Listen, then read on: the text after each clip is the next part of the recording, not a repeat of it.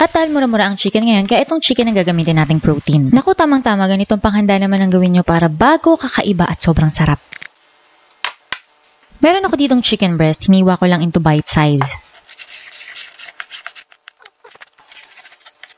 Lagyan ng pampalasa, asin at paminta at yung mga paborito ng herbs and spices kung meron. Ang gagamitin ko ngayon ay dried basil, dried oregano at turmeric powder.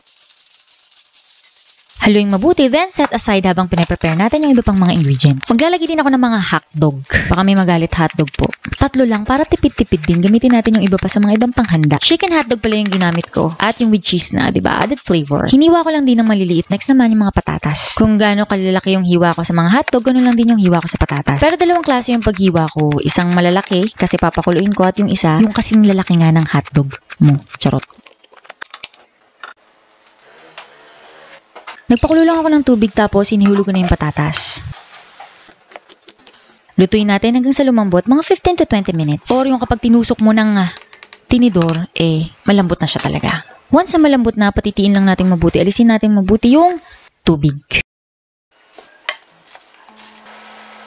Lutuin lang natin itong ating mga chicken na hiniwa natin ng maliliit kanina, then set aside. Sinunod ko na nga rin yung hotdog, pagkatapos yung patatas.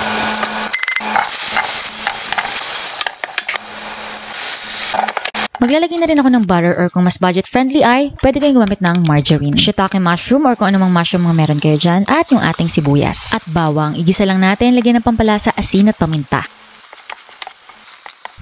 Maglalagay ako ng konting flour para pampalapot. Ibalik na nga natin yung iba pang mga sangkap na niluto natin kanina, yung chicken, potatoes, hotdogs. Then, yung ating all-purpose cream. Naglagay lang din ako ng konting tomato sauce at konting patis, pampalasa. Yes, ready na nga, set aside natin yan. Pagkatapos, i-mash na natin itong potatoes na pinalambot natin kanina. Pwede kayong gumamit ng fork o kaya naman ng food processor or yung pang-mash ng potatoes. Sa puntong ito, pwede kayong maglagay ng butter or margarine, cream and cheese, at mga pampalasa, asin at paminta.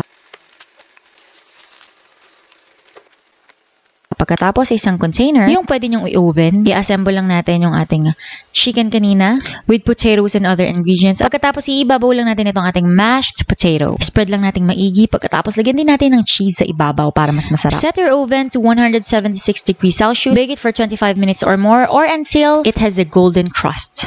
Talaga. At ito na nga ang ating finished product. Napakasarap, tamang-tama sa panghanda. Kaya naman i-try nyo na. Ako nga pala ang inyong kusinerang inhinyera, Jane Agustin Silvestre. See you in my next vlog.